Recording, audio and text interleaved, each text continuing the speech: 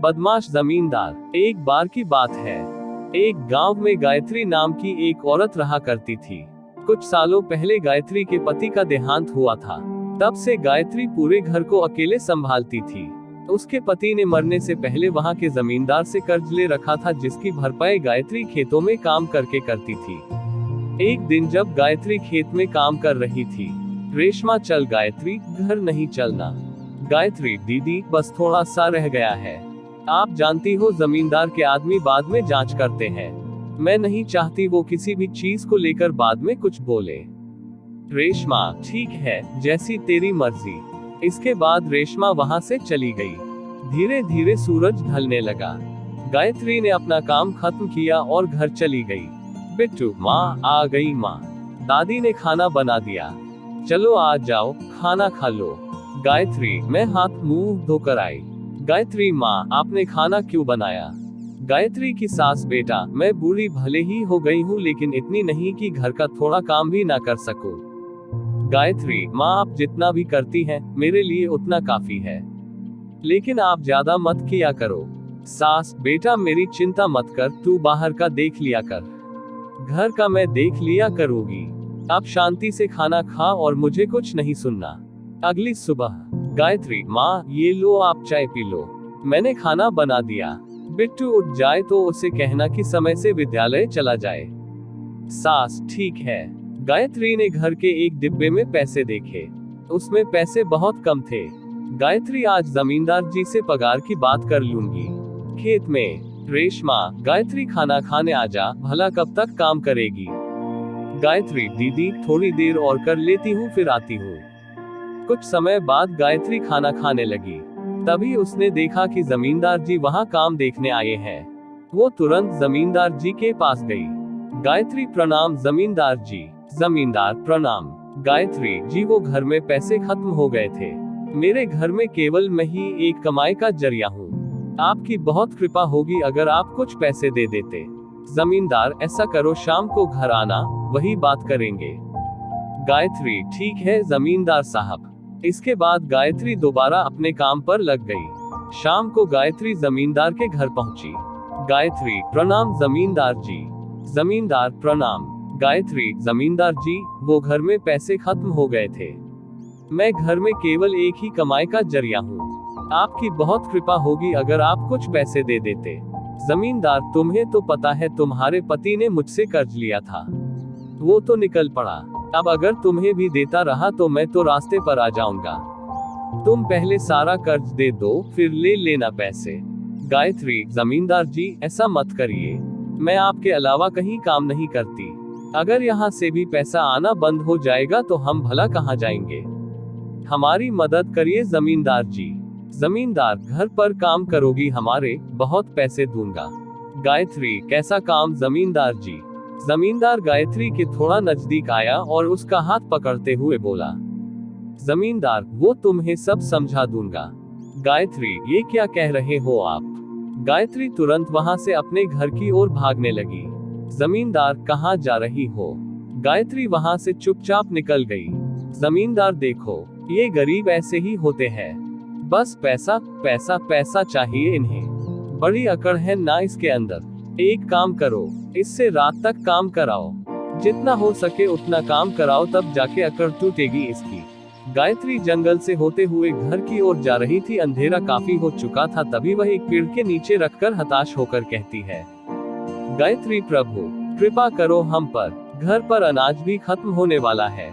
मैं यह सब कैसे करूंगी, समझ नहीं आता। कहां से पैसों का इंतजाम करूं? तंग आ चुकी हूं मैं अपने इन हालातों से। अगर मैंने अपने जीवन में कभी भी कुछ ऐसा किया हो जिससे आपको खुशी मिली हो तो हमारी जिंदगी सुधार दो। इसके बाद गायत्री घर चली गई। रास्ते में चलते चलते बारिश होने लगी। अचानक गायत्री का पैर एक पत्थर पर पड़ा और गायत्री गिर पड़ी। पत्थर पर एक बिजली गिरी और वो पत्थर चमकने लगा। गायत्री, ये पत्थर चमक कैसे रहा है? ये क्या है? ऐसा करती हूँ, इसे घर ले जाती हूँ और माँ जी को दिखाती हूँ। गायत्री भीगते भीगते घर पहुंची। सास, गायत्री आज इतनी देर क्यों हो गई बेटा, सब ठीक तो है ना? गायत्री, माँ जी देखिए, आज आते समय मैं इस पत्थर से टकराए और अचानक इस पत्थर पर बिजली गिरी। और ये अचानक चमकने लगा। मैंने सोचा घर ले जाकर आपको दिखाऊं। सास, ये तो बड़ा सुंदर पत्थर है। मुझे लगता है बेटा इस पत्थर ने तेरे ऊपर आई बला टाल दी। बेटा ऐसा कर मंदिर में रख दे। गायत्री, भगवान करे इससे ही घर की सारी बला टल जाए। अगले दिन। सास, अच्छा सुन, रेशमा आई थी, उसने सब्जी बनाकर हमें भी दी है। कह रही थी गायत्री को कहना रोटी बनाकर सब खा ले और सब्जी की तारीफ करना मत भूलना। बड़ी प्यारी लड़की है। गायत्री मन ही मन खुश हुई। गायत्री, मैं अभी रोटी बनाती हूँ माँ। सास, तूने खाना खाया बेटा? मैं रोटी बना चुकी हूँ। गायत्री, माँ। सास, मुझे कुछ नहीं सुनना, तू जा और हाथ मुंह धोकर आ जा। इसके बाद सब ने खाना खाया और गायत्री मंदिर में जाकर प्रार्थना करने लगी। गायत्री, हे प्रभु, कब तक इसी तरह चलता रहेगा? हम पर कृपा करो प्रभु, कृपा करो। सास, बेटा तू चिंता क्यों करती है? देखना वो हमारी मदद जरूर करेंगे। अब जा तू सो जा जाकर। इसके बाद अगले दिन सुबह गायत्री फिर से काम पर चली गई। गायत्री, दीदी कल आपने सब्जी बहुत अच्छी बनाई थी। रेशमा, मुझे अच्छा लगा, तुझे पसंद आई। गायत्री, दीदी आपका बहुत बहुत धन्यवाद। रेशमा, कोई नहीं, चल अब काम कर। जमींदार के आदमियों ने देख लिया तो परेशान करेंगे। फिर इसके बाद जमींदार का आदमी गायत्री को जमींदार के पास ले जाने आया। आदमी, सुनो गायत्री, जमींदार साहब ने बुलाया है। गायत्री चुपचाप जाने लगी। जमींदार, कल तो तुम अकड़ में चली गई थी, लेकिन कान खोलकर सुन लो। तुम्हारे पति ने जितना कर्ज लिया है, मुझे वो इस महीने के आखिर तक चाहिए, और अगर नहीं मिला तो तुझे और तेरी उस बुढ़िया सास को जेल में भिजवा दूंगा, मेरे सारे पैसे खाने के इल्जाम में। समझी? गायत्री, ऐसा मत करिए, मैं इतने सारे पैसे कहाँ से लाऊंगी? जमींदार, ये तो कल अकड़ में जाने से पहले सोचना चाहिए। अब जाओ काम करो अपना। इसके बाद दोनों काम करने लगे। रात तक काम करने के बाद गायत्री थक गई, लेकिन जैसे तैसे गायत्री घर पहुंची। सास, जल्दी इधर आ गायत्री। गायत्री, क्या हुआ माँ? सास, सब बताती हूँ, इधर तो आप पहले। आज जब मैं पूजा कर रही थी, मैंने देखा ये लोहे का सोना हो गया। गायत्री, ऐसा कैसे हो सकता है? सोने का पानी चढ़ गया होगा, ऐसे ही रख दिया होगा कभी हमने।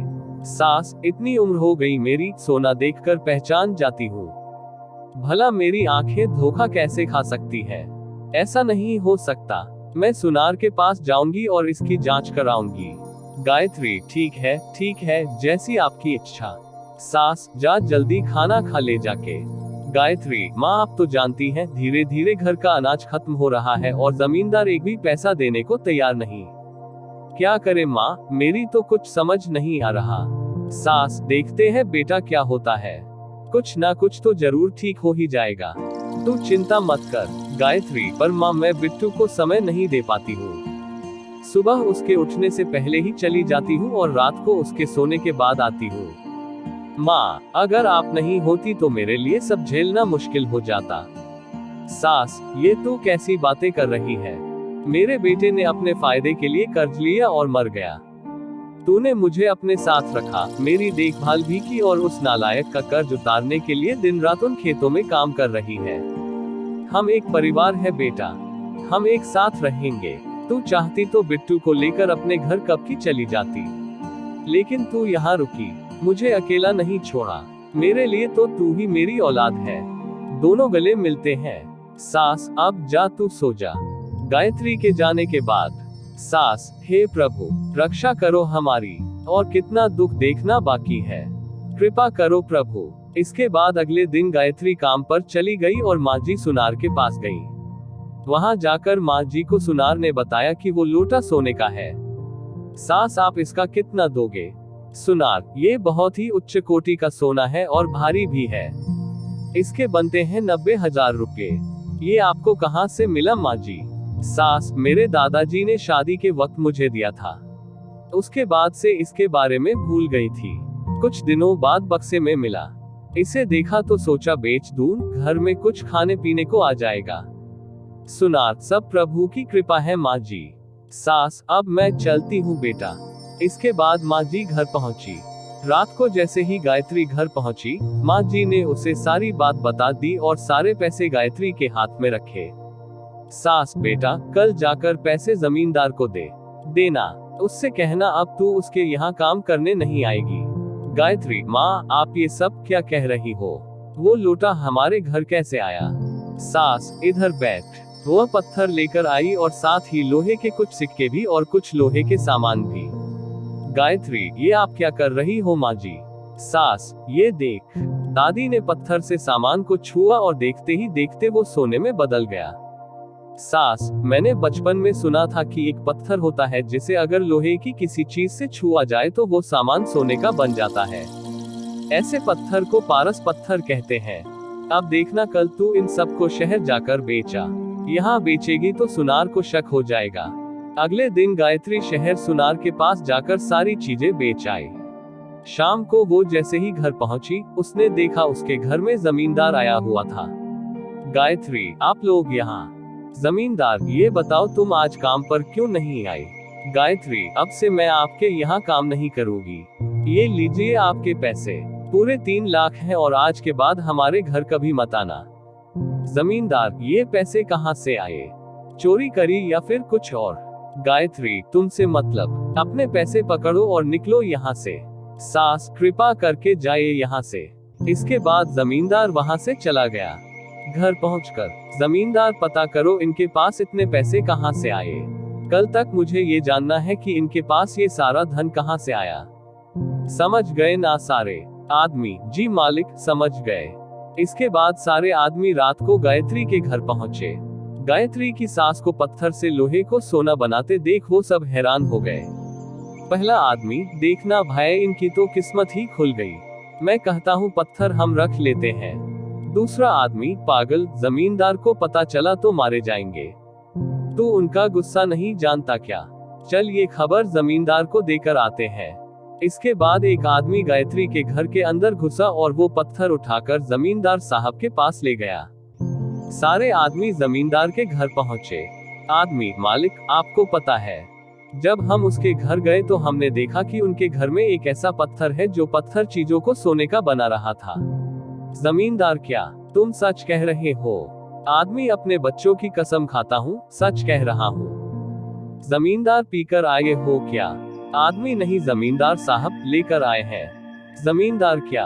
आदमी, हमने जैसे ही देखा कि ये कितनी चमत्कारी चीज है, हम इसे उठा ले आए। ये आपके लिए हमारी तरफ से छोटी सी भेंट। जमींदार, चलो दिखाओ यह कैसे काम करता है। पहला आदमी, मालिक मैं दिखाता हूँ।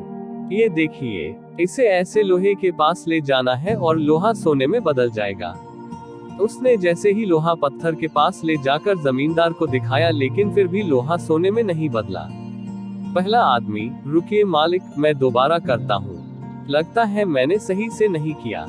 दूसरा आदमी, रहने दे, मैं करता हूँ। देखिए मालिक, इसे ऐसे पकड़ना है और ऐसे लोहे के पास ले जाना है और ये बन गया हमारा लोहा सोना। दूसरे आदमी ने भी अपना करतब दिखाया, लेकिन लोहा सोने में नहीं बदला। जमींदार, मुझे तो लगता है तुम दोनों के दोनों पागल हो गए हो। दूसरा आदमी, मालिक हमारा भरोसा करिए, हम आपसे झूठ क्यों बोलेंगे। ऐसा करता हूँ, दोबारा से इसको उसकी जगह पर रख देता हूँ। कल हम रात को दोबारा जाएंगे और जब वो बुढ़िया सोना बनाएगी तो आप खुद ही देख लीजिएगा। जमींदार, देख लो, अगर मेरा कल का दिन बर्बाद हुआ तो तुम दोनों की खैर नहीं। इसके बाद दोनों के दोनों गायत्री के घर पहुंचे और उस पत्थर को मंदिर में रख दिया। इसके बाद वो दोनों वहां से वापस चले गए। जमींदार अगले दिन रात होने का इंतजार करने लगा। रात होते ही वो कुछ लोगों के साथ मिलकर गायत्री के घर गया।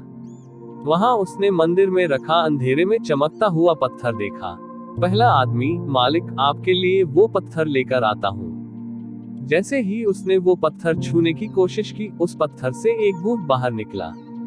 भूत, यह केवल गायत्री के लिए है, समझा। इसके बाद पत्थर ने उन सब को पकड़कर बहुत मारा। घर पर शोर होने की वजह से सभी जाग गए। जमींदार, ये क्या हो रहा है? तुम कौन हो? भूत, मैं इस पत्थर का रक्षक। ये पत्थर किसी गलत के हाथों में ना लगे, इसलिए मैं इस पत्थर की रक्षा करता हूँ। इसके बाद वहां अचानक पुलिस आ गई। सास, आइए आइए साहब, ये देखिए जमींदार हमें कैसे परेशान कर रहा है। इंस्पेक्टर, रे सब चिंता मत करो, अब हम आ गए हैं, इस जमींदार को तो मैं बताऊंगा। लोगों की नाक में दम करके रखा है साले ने।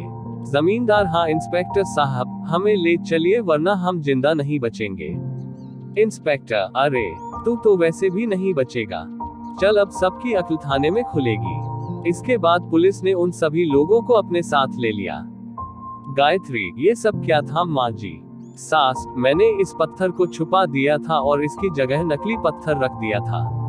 मुझे पता नहीं क्यों लग रहा था कि कोई है जो इसे चुराना चाहता है, और देखो वैसा ही हुआ।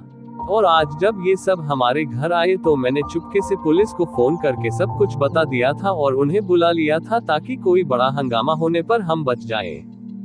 गायत्री, वाह माँ जी, आप तो बड़ी समझदार निकली। दोनों के दोनों हंसने लगे। इसके बाद गायत्री ने सारा कर्ज उतार दिया और अपनी छोटी सी भली जिंदगी जीने लगे। इसके बाद गायत्री और उसका परिवार खुशी से रहने लगा। इस कहानी से आपने क्या सीखा, नीचे कमेंट में हमें जरूर बताएं। हेलो दोस्तों, मैं हूं आपका अपना दोस्त GBR। यहाँ मैं कुछ अनोखी कहानियों के साथ आपका मनोरंजन करूंगा। अगर आपको हमारा लेखन कार्य पसंद आए तो हमें सपोर्ट करें और अपना प्यार बनाए रखें।